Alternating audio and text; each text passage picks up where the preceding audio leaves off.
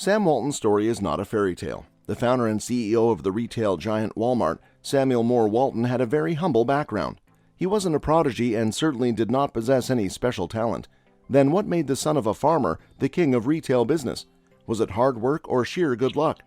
Before we embark upon Sam's journey, hit that subscribe button to keep getting updates about such inspiring stories. Imagine a farmer and an owner of a behemoth retail business that generated $152.813 billion in 2022. Such a stark contrast makes it look like an impossible journey or a miracle or magic, doesn't it? Sam Walton was born to a farmer named Thomas Walton, whose farming business was a lost cause and failed to make ends meet. This led the family into moving to different states in search of green farms, and they finally settled in Columbia, Missouri. This was a crucial phase in Sam's life. He worked at different jobs for his father at his farm and for his mother, who had started a dairy business that proved to be fairly successful. These were his teenage years, and at such a young age, he fairly understood the value of hard work and how difficult it was to make money. Sam did not enjoy a healthy family life, as his father was usually out on trips, making money, and when home, his parents were always bickering at each other. This made him avoid his home and find an escape in sports and other activities like Boy Scouts. He took part in leadership roles which he was very good at. Even while studying in college, he had to take many jobs to survive. He graduated in economics from the University of Missouri in 1940. This was the founding step in his life as a retail magnate. He joined J.C. Penney, which was then a small store, as a sales trainee and proved to be really incompetent as he despised bookkeeping. He did not like the idea of keeping his customers waiting while he got busy with keeping records. His boss warned him several times and told him that he could never be a retailer.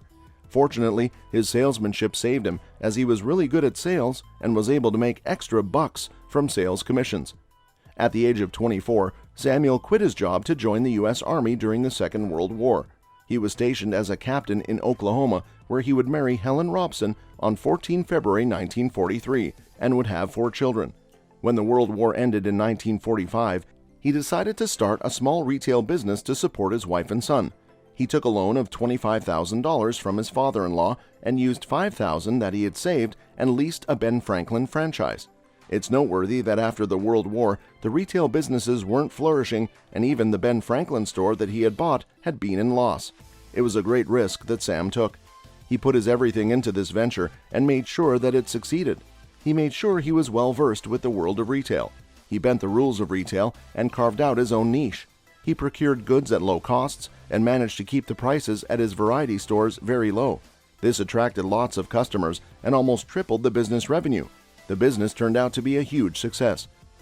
His business model has always been concerned with volume rather than profit margin, and it bore fruits for him in the form of a regional chain of Ben Franklin stores that was operated by him and his brother James in Arkansas and neighboring states. He was able to repay the loan he took from his father-in-law and was leading the retail business. But the business was destined to fail, as Sam had overlooked a non-renewal clause when signing the lease. This was a turning point in the Walton family's life. They were losing the grip on the life they had created for themselves. They were forced to leave the very city he had been serving the best way he could. This tragedy did not stop Sam. He was more than ready to kickstart his life again. He had what was needed to run a successful retail business. He decided to start again with the first Wal-Mart store in Bentonville, Arkansas. He started his store Walton's, 5 and Dime, in 1950 on the downtown square. Sam had 2 other competitors, and to beat them, he offered consistently low prices by using various strategies. Walton's store changed the lives of people in Bentonville. Sam Walton was the first to leverage the idea of self-service in retail business. The idea was that the customers would help themselves rather than relying on salesmen to get the products and would pay on their way out. He realized that it would mean lesser salespeople, resulting in reducing the price of goods further. This worked in his favor, and he was able to triple his income and in turn invested his resources to add more stores to his chain of retail stores. I know people may call him lucky, but I think he took the right steps at the right times to achieve what he did. Even after owning 15 stores by the end of the 1950s, Sam was not happy with the profits he had been making as compared to the efforts he was putting in his business. Sam Walton has always respected great value and excellent customer service. Now, he had to top this up with something else. He wanted to do something so that customers could save their money.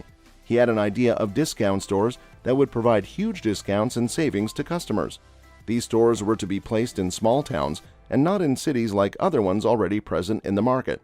The stores would provide discounts on all products and not on specific product categories like other competitors. This required huge investment as it required providing products at very low prices.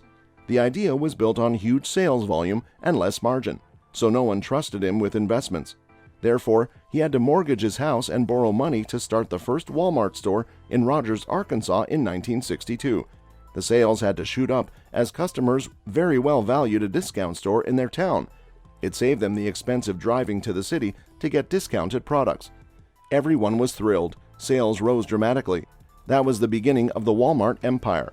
Sam Walton did not stop at this. He kept learning from the competitors and kept striving at maintaining low prices at his stores by placing his stores closer to warehouses, replacing wooden shelves with aluminum shelves, etc. Walmart has been funded personally by the Walton family through borrowed funds and their personal funds, but in 1970 the company was listed for public subscription. It generated $5 million, with about 61% of ownership still reserved for the Walton family. Walmart kept adding stores to its portfolio, and by the end of 1980, Walmart had 276 stores. Not only did Sam value his customers, he also greatly acknowledged the contribution of his associates in the growth of his retail stores. He made sure that they were also rewarded with stocks or ownership or cash bonds. Even though the employees worked for a low pay to keep the prices down, their loyalty stood with Walmart as they would retire peacefully with great pension plans. Sam kept working on lowering prices for customers by buying directly from manufacturers and totally eliminating wholesalers. Walmart offered various other facilities like huge parking spaces free of cost that could be found nowhere. When it comes to the popularity and fan following of Sam Walton, the audience was divided. He was often held responsible for wiping away the small retail stores from the market. All he had to say was that in the end, it was the customer who made the choice of where to spend their money. Walmart had made its mark in the retail industry, and its share prices rose exponentially. In 1983, Sam came up with another venture called Sam's Wholesale Club, a chain of discount stores for small business owners. 1988 witnessed the opening of supercenters. The supercenters catered to the needs of customers by providing them a one-step solution from groceries to bakery to dairy products. Walmart became the largest retail conglomerate by 1990s, and it has not looked back since. Sam Walton was awarded with the Presidential Medal by G.W. Bush in 1992 for his outstanding service to his customers. If we work together, we'll lower the cost of living for everyone. We'll give the world an opportunity to see what it's like to save and have a better life. It was his vision and principles that worked in his favor. His belief in leadership through willing service was the founding stone on which Walmart was built. A hard-working farmer who became not only the king of retail business, but also the king of customers' hearts. What do you think made Sam who he was? His knowledge of retail business, his principles, or his hustle during his teenage years? Do share your thoughts in the comments and hit like.